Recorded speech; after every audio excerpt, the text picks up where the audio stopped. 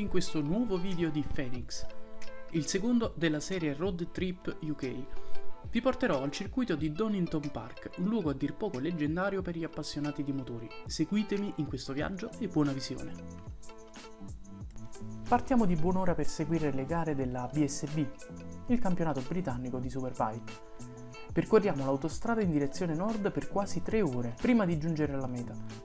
È domenica mattina e sull'autostrada è pieno di persone che trasportano ogni genere di moto e auto da corsa, dirette ai vari circuiti sparsi nel paese, una cosa che mi ha colpito molto. Questo dimostra la grande passione per gli inglesi per qualsiasi sport e non solo per il football.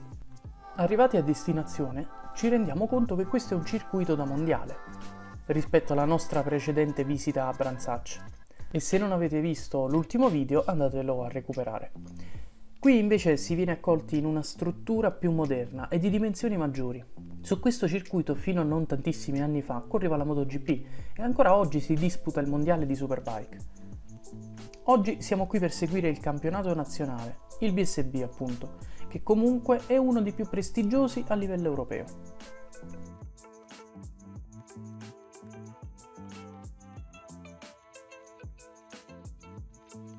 Benvenuti a Donington Park. Siamo qui oggi per vedere la BSB, cioè il British Superbike, il campionato nazionale di Superbike, che è anche uno dei più seguiti in assoluto a livello europeo, quasi quanto il mondiale stesso della Superbike.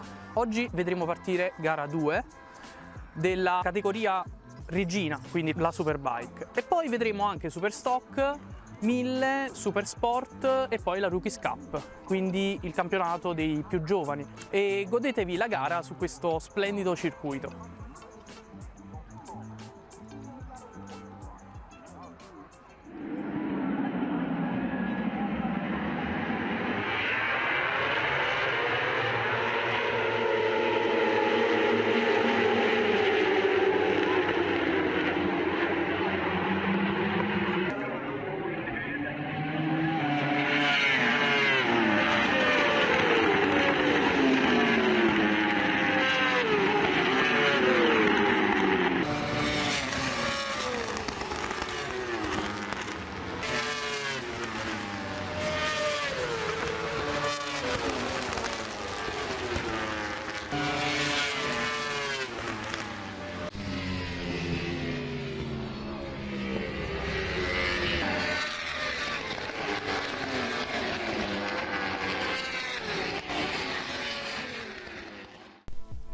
Nel corso della giornata si disputano le gare di diverse categorie legate alla BSB, Super Sport, Sidecar, Superbike e così via.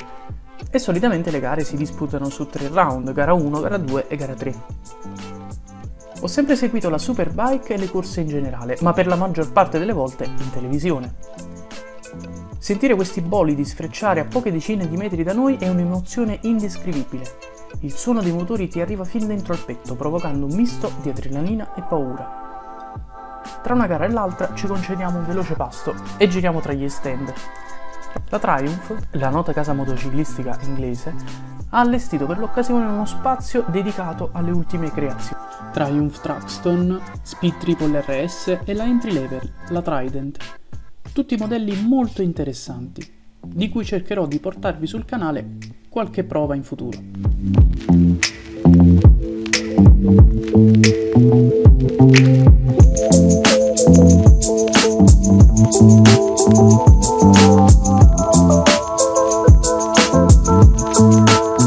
Ma non c'è solo la casa inglese. Al circuito sono esposte anche BMW 1000RR, Kawasaki Ninja ZX-10R e Ducati Panigale, ma la più bella è la MV Agusta super veloce, un orgoglio tutto italiano.